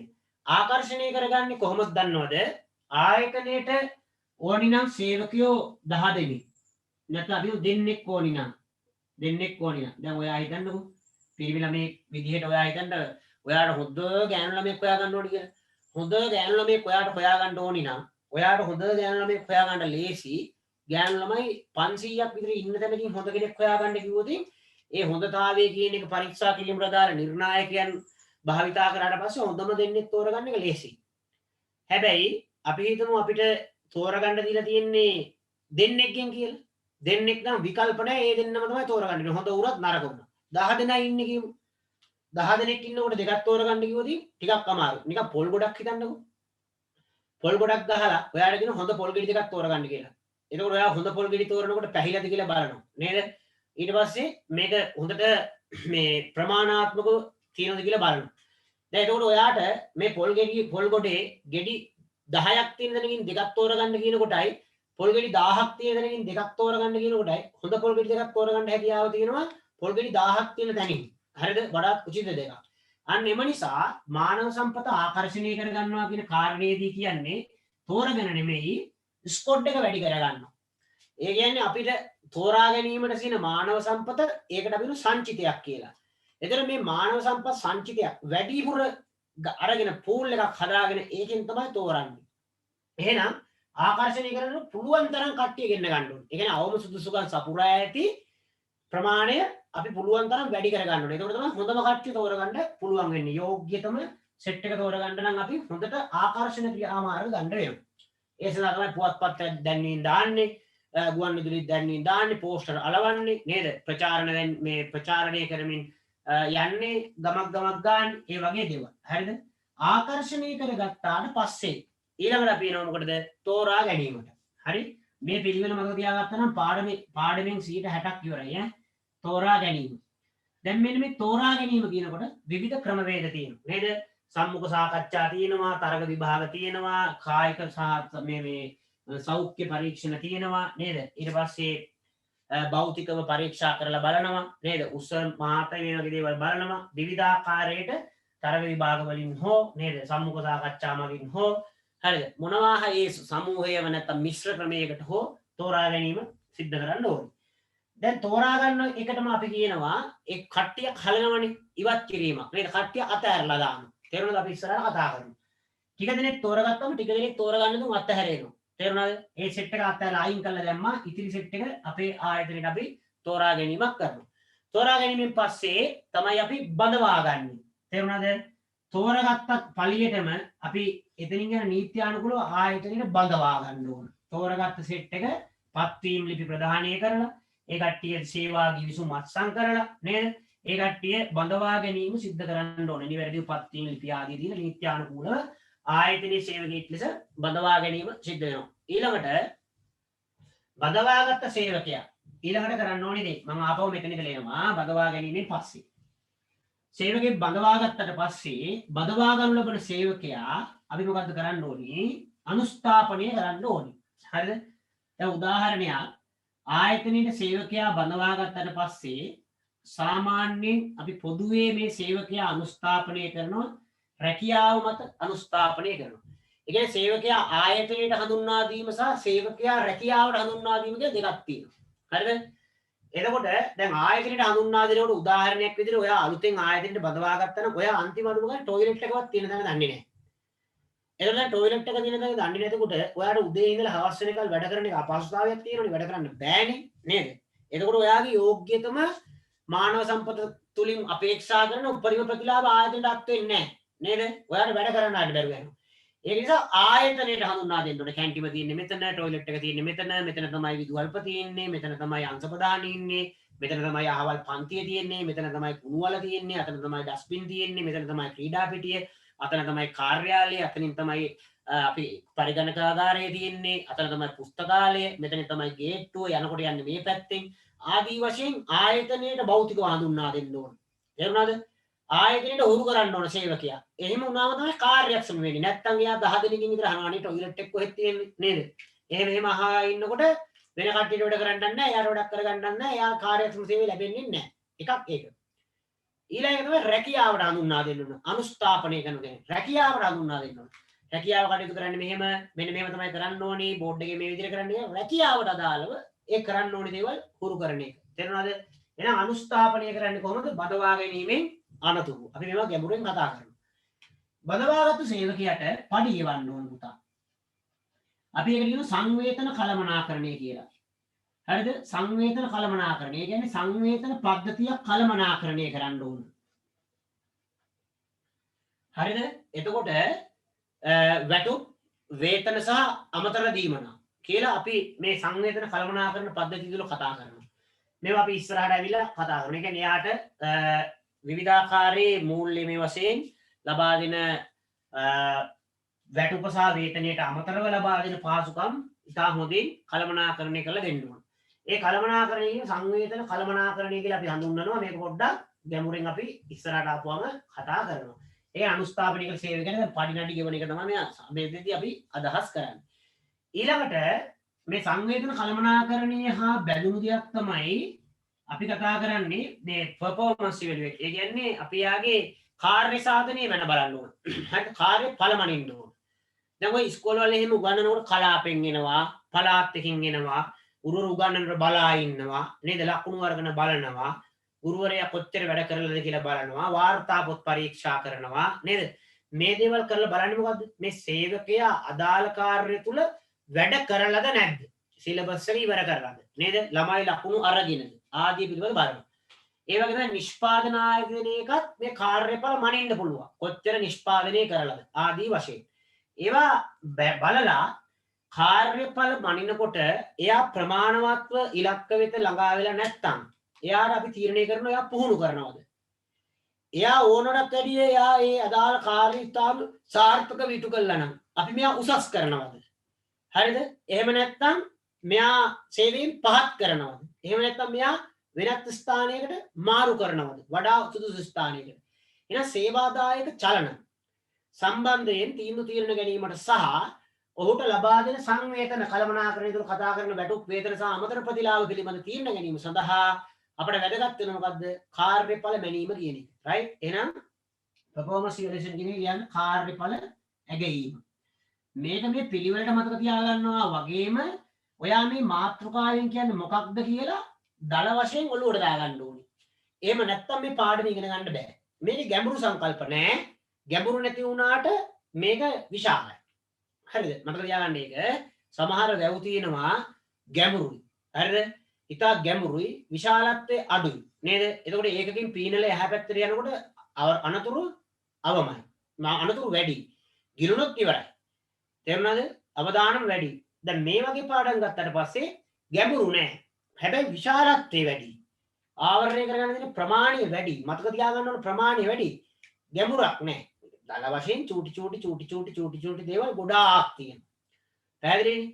අර අනිත් පාඩම් ගත්තට පස්සේ පාඩම ලොකු නෑ. හැබැයි ගැඹුරු.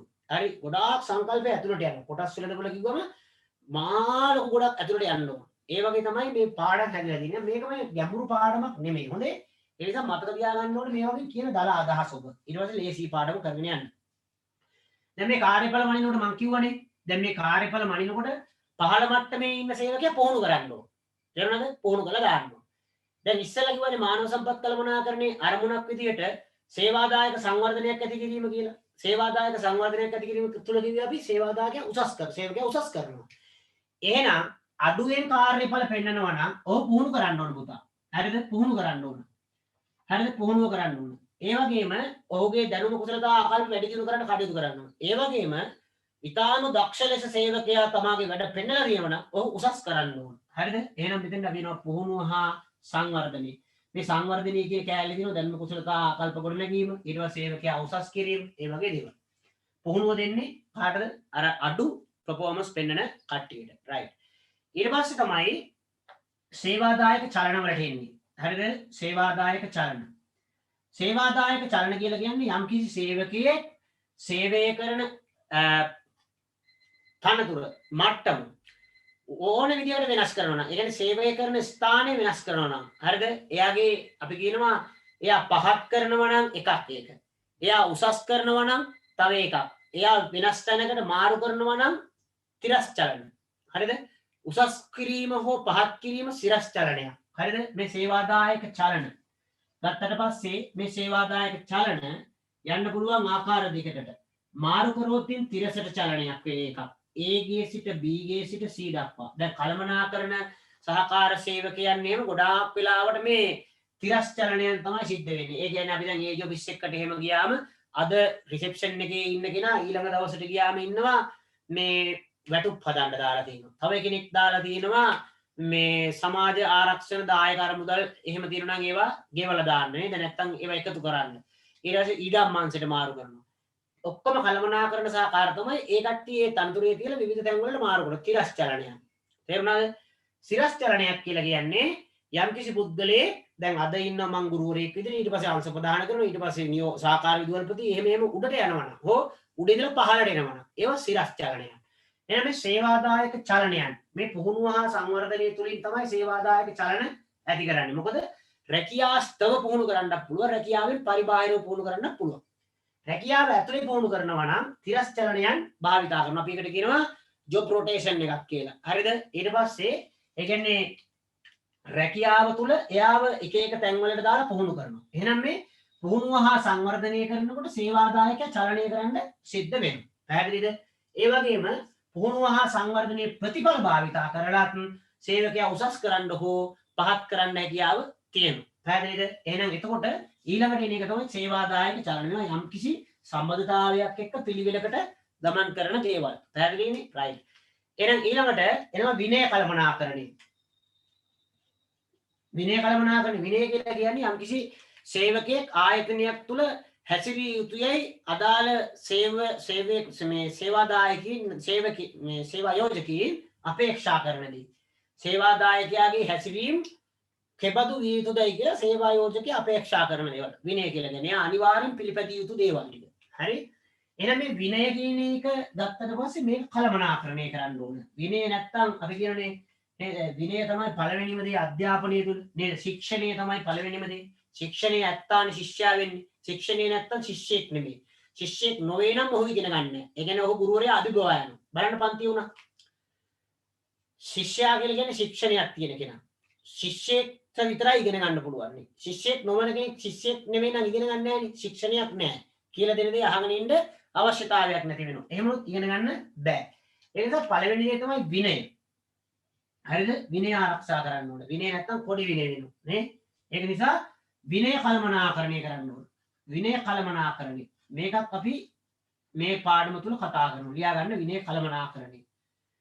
විනය කළමනාකරණයෙන් පස්සේ අපි එන්නේ සෞඛ්‍ය හා ආරක්ෂාව. දැන් සේවකයාගේ සෞඛ්‍ය හා ආරක්ෂාව බලන්න කොයිතරම් ගොඩාක් දේවල් මේ මානව සම්පත් කළමනාකරණය තුල තියෙනවා. මේ හැම පැත්තක්ම ආවරණය කරාට පස්සේ තමයි අපි අර අපේක්ෂා කරන යෝග්‍ය සහ තෘප්තිමත් සේවකයා අපට ලැබෙන්නේ. යෝග්‍ය කියලා කියුවම ගුණාත්මක සහ ප්‍රමාණාත්මක. එහෙනම් යෝග්‍ය සහ තෘප්තිමත් සේවකයා ලබා ගැනීම සඳහා කරන දේවල් තමයි මේ අපි කතා කරන්නේ. විනය කළමනාකරණයෙන් පස්සේ එනවා සෞඛ්‍ය හා ආරක්ෂාව. සෞඛ්‍ය හා ආරක්ෂාව. සෞඛ්‍ය කියලා කිව්වට පස්සේ අදාළ සේවාදායකයාගේ කායික සහ මානසික යෝග්‍යතාවය. තේරුණාද? ආරක්ෂාව කියන තුන අපි කතා කරනවා අදාළ වැඩබිම තුල ලැබෙන දෙයට තමයි මේ සෞඛ්‍ය කියන එකෙන් කායික සහ මානසික යෝග්‍යතාවය පවත්වාගෙන සුදා ගන්න ලබන ක්‍රියාමාර්ග සහ වෘත්තිමය වශයෙන් අදාළ වෘත්තිය තුල ඔහුට ලැබෙන ආරක්ෂාව සම්බන්ධයෙන් අපි කතා කරනවා. සෞඛ්‍ය හා ආරක්ෂාව කියන තැන. ඊළඟට දුක් ගැනවිලි නිරාකරණය. දුක් ගැනවිලි නිරාකරණය. දුක් ගැනවිල්ලක් කියලා කිව්වට පස්සේ සේවාදායකයෙක්ගේ යම්කිසි හිතේ එයාට තියෙනවා නම් යම්කිසි ප්‍රශ්නයක් නොවිසඳුණු ගැටලුවක් අපි කියනවා දුක් ගැනවිල්ලක් කියලා. ඒ අදාළ දුක් ගැනවිල්ල පෞද්ගලික හේතුවක් හින්දා ඇති වෙන්නත් පුළුවන්, රැකියාවෙන් හින්දා ඇති වෙන්නත් පුළුවන්. රැකියාවෙන් හින්දා දුක් ගැනවිල්ල තිබ්බත්, රැකියාවෙන් බාහිරව දුක් ගැනවිල්ල තිබ්බත් අපි කිව්වට ගෙදර තියලා ඉන්න කියලා ප්‍රශ්න, ගෙදර තියලා ඉන්න බෑනේ ප්‍රශ්න. ප්‍රශ්නේ කියන එක දැනෙන්නේ මනසට නේද? ඒක නිසා ඔයාට දැන් මං කිව්වොත් එහෙම පන්ති අස්සට ආවට පස්සේ අරයා ගැන කල්පනා කරන්න එපා, මෙයා ගැන කල්පනා කරන්න එපා. වේවා ඔක්කොම අමතක කරලා දැන් පාඩම් කරන්න. ඊට පස්සේ ඔයාගේ මේ ඉන්ටර්වල් එක දුන්නම ඒක ගැන කල්පනා කරලා අඬන්න ඉන්ටර්වල් එක ඉවරනකොටම hina වෙලා පන්තිරෙ එන්නකොට කරන්න පුළුවන්ද? බෑනේ. එහෙනම් මේක මානසිකයි. හරිද? ඒක නිසා මේවා තමයි අර සිතීම, හැඟීම සහ ප්‍රතිචාර දැක්වීම සම්බන්ධයෙන් හැකියාවක් තියෙන මානව සම්පත. මේ මානව සම්පත ගත්තට පස්සේ ඔවුන්ගේ දුක් ගැනවිල්ල ඇතිවීමට හේතුව හොයාගෙන ගිහිල්ලා ඒ හේතුව මොකක් හින්දා දුක් ගැනවිල්ල ඇති වුණාත් අනිවාර්යෙන් විසඳන්න ඕනේ. ඒක තමයි මානව සම්පත් කළමනාකරණය. ඒක තමයි තෘප්තිමත්ව වැඩ කරන්නේ. උදාහරණයක් මෙහෙම. ගෙදර ළමයි දෙන්නට සනීප නැහැ. අපි හිතමු මෙහෙම ගෙදර ළමයි දෙන්නට සනීප නැහැ. එතකොට දැන් සනීප නැති නිසා බෙහෙත් ගන්න හැකියාවක් නැහැ. බෙහෙත් ගන්න හැකියාවක් නැහැ. පඩි හම්බ වෙන්නේ 20 වෙනිදා. හරිද? දැන් මෙයා මේ කල්පනා කරගෙන ඉන්නවා 20 වෙනිදා වෙනකොට ළමයින්ට අසාධ්‍ය වෙයිද? එතකොට දැන් මෙයා දැන් ආයතනේ නගා සිටීම සඳහා වැඩ කරන්නේ නැහැනේ. එයාට මෙයාගේ දුක් ගැනවිල්ල හඳුනා ගැනීම සඳහා උපක්‍රම තියෙනවා. ක්‍රියාමාර්ග තියෙනවා. තේරුණාද? පැමිණිලි පෙට්ටිය තියෙනවා. ඒවට දාන්න පුළුවන්. එහෙම නැත්නම් ඕපන් ඩෝ කන්සෙප්ට් එක කියලා තියෙනවා. විවෘත ద్వාර ප්‍රතිපත්තිය කියලා ඕනෙම කෙනෙක්ට ඕනෙම වෙලාවක තමන්ගේ දුක් ගැනවිල්ලක් කියන්න පුළුවන්. නේද? එහෙම නැත්නම් නියෝජිතයෝ හරහා ඊට පස්සේ නැත්නම් අපි කියනවා අර ආයතනයේ ප්‍රශ්න විසඳීම සඳහා ඉන්නවා දුක් ගන්නාරාලලා නේද? උම්බෝස්මන්වරු කියලා කියනවා. ඒ කට්ටිය හරහා මේ ප්‍රශ්නේ හඳුනාගෙන ඊට අදාළ විසඳුමක් අපි කියනවා අපේ පඩියෙන් ඇඩ්වාන්ස් එකක් දෙනවා. හරිද? එයාට කියනවා ආරයි පුතා මෙන්න ඔයාට කැමති නම් ඔයා මේ සල්ලි ගන්න. එහෙමත් නැත්නම් මොකද්ද කරන්නේ? එයාට අදාළව සෞඛ්‍ය පහසුකම් ලබා ගැනීම සඳහා මොකක් හරි පිළියමක් හදලා දෙනවා. අන්න එයාට මොකද වෙන ආයතනයේ පිළිබඳ ඇති හැඟීම වැඩි වෙනවා. අඩේ මේ මගේ ළමයිට බෙහෙත් ටික අරන් දුන්නෙත් ආයතනෙන් දෙනවනේ. බෙහෙත් ටික අරන් දුන්නම බිල ගෙවුවා. බලන්න එතකොට එයා පුල් සතුටින් අර ප්‍රශ්නෙත් විසඳිලා ආයතන ලැබියාවත් වැඩි වෙලා වැඩ කරගෙන යනවා. එහෙනම් දුක් ගැනවිලි විසඳන්න ඕන. අපි මේක දුක් ගැනවිලි කළමනාකරණය කියලා කියනවා. හොඳේ දුක් ගැනවිලි කළමනාකරණය. දුක් ගැනවිලි කළමනාකරණය. දුක් ගැනවිලි විසඳලා අවසාන වෙනවා කාර්මික සම්බන්ධතාවලට. හරි? කාර්මික සම්බන්ධතාව. කාර්මික සම්බන්ධතාවයක් කියලා කිව්වම කාර්මික මෙතනදී අපි කතා කරනවා කාර්මික ආරවුල් ලැබීමට බලපාන හේතු, කාර්මික ආරවුල් විසඳා ගන්න ආකාරය, වෘත්තීය සමිතිවල මැදිහත් වීම ආදී සම්බන්ධයෙන් අපි කතා කරනවා. කාර්මික සම්බන්ධතාවයක් කියලා කියන්නේ පුතේ සේවා යෝජකයා සහ සේවකයා අතර පවතින වෘත්තීමේ සම්බන්ධතාවය. කාර්මික සම්බන්ධතාව. මේවා ශක්තිමත් වෙන්න ඕන. මේවා දුර්වල වුණොත් එහෙම මාර ප්‍රශ්නයක්. ඒකට තමයි වෘත්තීය ගැටුම් බවට පරිවර්තනය වෙලා මේක කාර්මික ගැටලුවක් බවට පත් වුණාම ඒක විසඳීමට තමයි වෘත්තීය ක්‍රියාමාර්ග ගත්තම ආයතනේ සම්පූර්ණයෙන් කඩාගෙන වැටෙනවා. දැන් ඔබට පැහැදිලිද මේ අතිවිශාල පරාසයක් තුර දුවන. හැබැයි මොන සංකල්පයක් තුලවත් ගැඹුරට යන්නේ නැහැ. හරිද? ගැඹුරට යෑමක් නැහැ මානව සම්පත් කල්පනා කරමින්. හරි සරලයි. මේ එදිනෙදා අපට හමු වන ක්‍රියාකාරකම් සමූහය තමයි අපි මේ සාකච්ඡා කරමින් ඉදිරියට යාමට නියමිත. එහෙනම් මෙන්න මේ මාතෘකා සියල්ල අපි කතා කරලා ඉවරුනාට පස්සේ අපේ මානව සම්පත් කළමනාකරණය කියන පාඩම අවසන් වෙනවා. හරිද?